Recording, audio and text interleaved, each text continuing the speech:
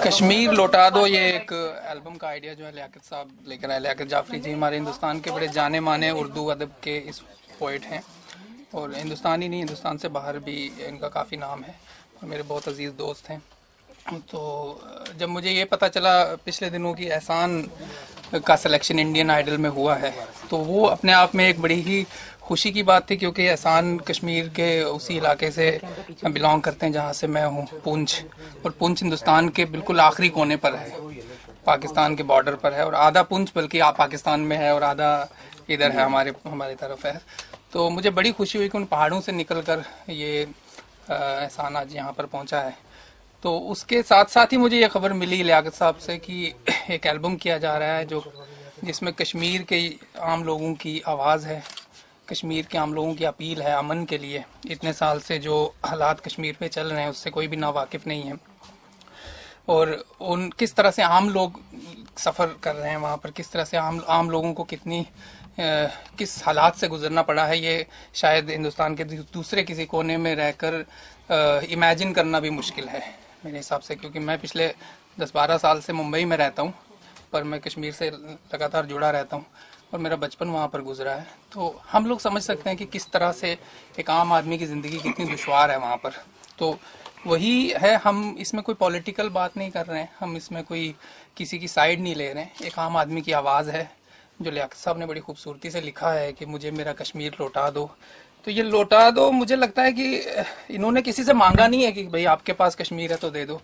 उस जन्नत को वापस मांगने की कोशिश की है कि वो जन्नत हमें लौटा दो जो शायद 89 से पहले थी, जहाँ पर दुनिया भर से टूरिस्ट आया करते थे और जहाँ पर जो है महफिलें और मेले हुआ करते थे, और आज वहाँ पर मातम है। तो बस इनका कहना था, तो मैं भी इस प्रोजेक्ट में जुड़ गया और अभी हम इसका एक बड़ा खूबसूरत वीडियो भी शूट करने वाले हैं।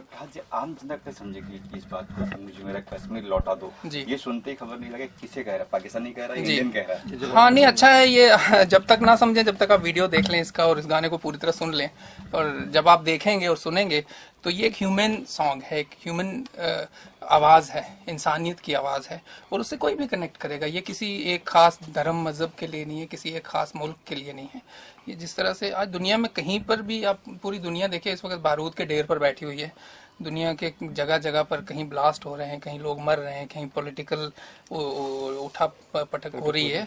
तो ये जो चीज़ें हो रही हैं जहाँ पर भी मरता आम इंसान है ना। और जब तक प्रॉब्लम क्या है हमारे कंट्री के अंदर कि हमारा जो यूथ है वो अवेयर तो सब चीज़ों से है। हम फेसबुक पे जब स्क्रॉल करते हैं तो हमें पता होता है कि अरे हाँ ठीक है, लिबिया में ये हो गया, सीरिया में ये हो गया, यहाँ अटैक हो गया, कश्मीर में इतने मर गए, 80 लड़के मर गए, 100 लड़के मर गए।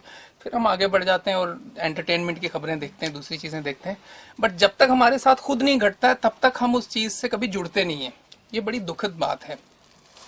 हालात तो पहले भी रहे हैं, पार्टीशन के वक्त भी बहुत कत्लेआम हुआ था, लेकिन कहीं ना कहीं वो लिटरेचर में कई चीज़ों में आ गया और वो जिंदा रह गई, वो चीज़ें, वो यादें, कि वो इस तरह की खौफनाक चीज़ें फिर ना हो। आज भी वो सब चीज़ें होती हैं, पर आज मुझे लगता है कि थोड़ा सा लोगों को और जागरूक होने की और जुड़ने की ज़रूरत है।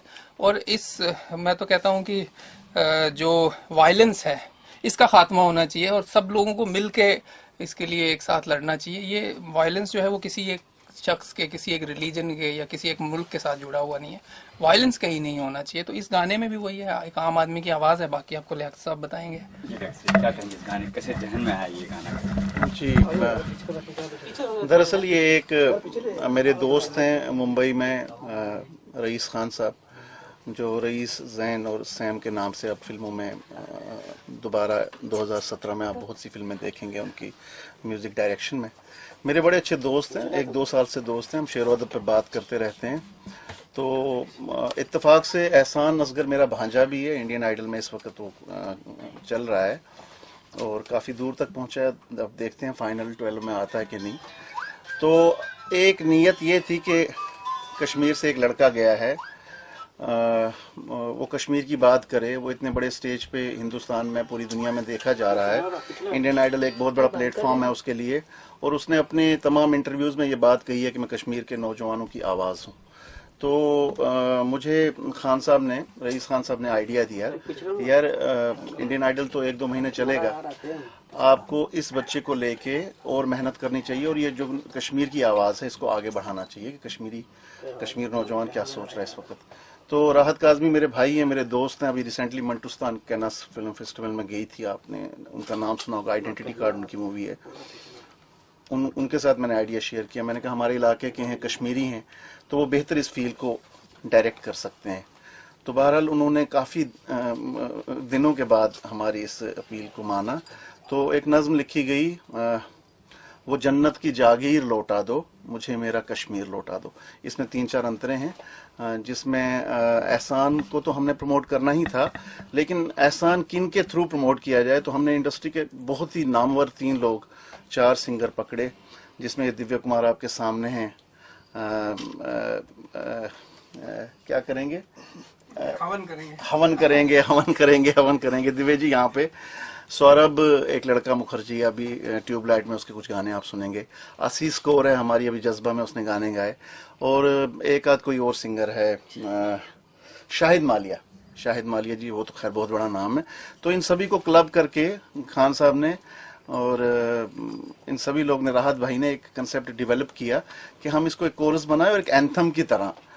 अब कश्मीर लौटा दो, जैसे कि राहत काज़मी साहब ने भी कहा कि लौटाना किससे लौटाना, इंडिया से वापस मांग रहे हैं हम, पाकिस्तान से वापस मांग रहे हैं। ये बिल्कुल ऐसे ही है जैसे घर में कभी हम दोस्त यार अहबाब बैठे रहते हैं तो हम कहते हैं यार मुझे चैन चाहिए, यार किससे चाहिए? सुकून चाहिए मुझको, तो थोड़ा सिगरेट लगा लिया ये वो। तो ये चाहना, लौटाना, ये जस्ट अपने साथ ही बातचीत है, अपने दिल के साथ ही बातचीत है कि मुझे वो कश्मीर चाहिए जो 89 से पहले था, खिलखिला रहा था, मेन स्ट्रीम में था, लोग पढ़ने लिखने बाहर जा रहे थे। इंडस्ट्री में आपके फिल्म के कितने लोग और पूरी फिल्म इंडस्ट्री कश्मीर आती थी, अचानक ये सब कुछ बंद हो गया। और ये एक उम्मीद है, उम्मीद का वीडियो है, पीस का वीडियो है, लव का वीडियो है, मोहब्बत का वीडियो है। इसके आखिर पे हमने ये बात कही है कि अमन, चैन, सुकून वो नवाज शरीफ दे या मोदी जी दें, जिसके पास भी है वो लौटा दे, क्योंकि दोनों उस जगह के लिए मसला बने हुए हैं, परेशानी बने हुए हैं। इनकी अपनी ईगोज टकरा रही हैं। When two elephant quarrels, it is grass who suffers, वो वाली कैफियत है। कश्मीरी क्या चाहता है ये तो आज मुद्दा ही नहीं है। दोनों ये लोग क्या चाहते हैं और किस तरह हिंदुस्तान और पाकिस्तान इस एक खित्ते को लेके अपने अना की जंग लेके आगे चल रहे हैं। मैं कश्मीर से हूँ। मैं बताऊँ, जब नरेंद्र मोदी आए यहाँ पे, प्राइम मिनिस्टर ऑफ इंडिया, इतनी उम्मीद जगी लोगों में कि ये वो आदमी है जो एक डिसीजन कर सकता है, ये वो आदमी है जो आउट ऑफ बॉक्स चीजें करता है। नोटबंदी देख लीजिए, ये जब करने पे आता है तो वो एक उम्मीद जो जगी है कि भाई आप बैठिए, टेबल पे आइए, बात कीजिए, जो भी करना है इन लोगों को जीने दीजिए। बस यही एक हुक है, यही एक क्राई है। और इस पूरे गाने में राहत साहब ने जो वीडियो इंशाल्लाह फिल्माने का प्लान बनाया है, उसमें हमने सिर्फ ये बात कहनी है कि एड्रेस कीजिए इशू को, इस मुद्दे का। इंडिया, पाकिस्तान, आज़ादी, जो भी आपके जहन में, भाई दे दो और जान छोड़ो हमारी। ये एक पूरी नीयत है और ये पूरा फील हमारे सभी सिंगर्स ने इसमें डाला है। इसमें जो संगीत है वो बहुत बड़ा एक रोल अदा कर रहा है। खान साहब ने बहुत सोलफुल और बहुत दर्द से भरी हुई धुन बनाई है। और एहसान तो खैर इंडियन आइडल ये एक बहाना बन गया, वरना हम ये बात करना ही चाहते थे। हमारे, अगर आप राहत काज़मी की फिल्में देखें, लगातार पिछले काफ़ी दिनों से, आइडेंटिटी कार्ड उसकी मूवी आई, मंटुस्तान अभी रिसेंटली बहुत बड़ी मूवी थी, बॉर्डर इशू के ऊपर थी, और अब उनकी साइड ए साइड भी एक बड़ी मूवी आ रही है। तो सब में कश्मीर इशू है, कश्मीर कोर इशू है, कश्मीर के बारे में हम बात करने की कोशिश कर रहे हैं, क्योंकि फिल्म एक बहुत बड़ा मीडियम है बात करने का, संगीत बहुत बड़ा मीडियम है। तो इस नीयत से ये एक गाना तैयार हुआ है और हमारी उम्मीद है लोग पसंद करेंगे और तेज़ी के साथ इसको शोहरत मिलेगी, इज्जत मिलेगी। और हमें शोहरत से क्या लेना देना, अगर ये सुन लेंगे, बड़ी बड़ी फोर्सेस यहाँ बैठी हुई हैं, अगर एक मरतबा भी गुनगुनाते हुए हमारे इतने बेहतरीन सिंगर हैं हिंदुस्तान के, अगर इनको एक दफ़ा सुन लेंगे तो हमारी बात वहाँ तक पहुँचेंगी। बाकी हम कोई एक्टिविस्ट नहीं है, इसमें कोई हिंदुस्तान, पाकिस्तान, इंडियन आर्मी और हिजबुल मुजाहिदीन और मिलिटेंट कुछ नहीं है।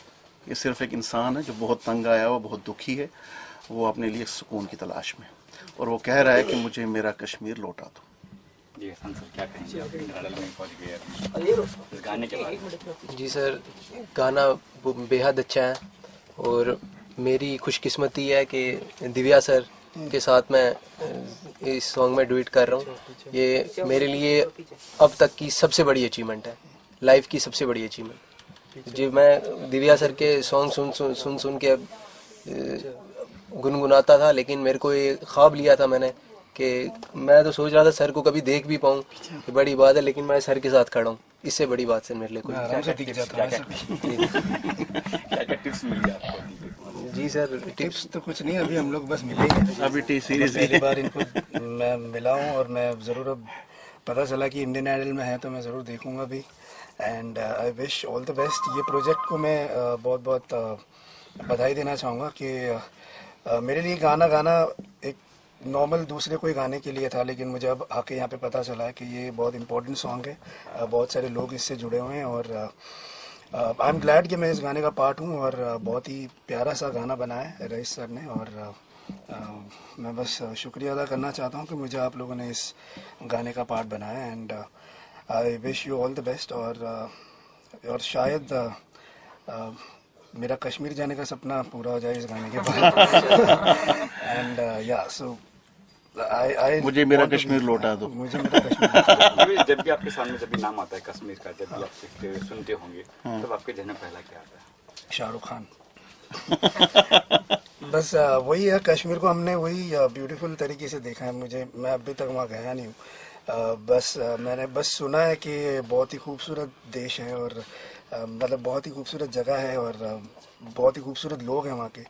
मेरे कुछ दोस्त वहाँ से अब बॉम्बे आए हैं और यहाँ पे अपने अपनी फील्ड में स्ट्रगल कर रहे हैं, और मैंने देखा कि कितनी वार्मथ उनके अंदर है।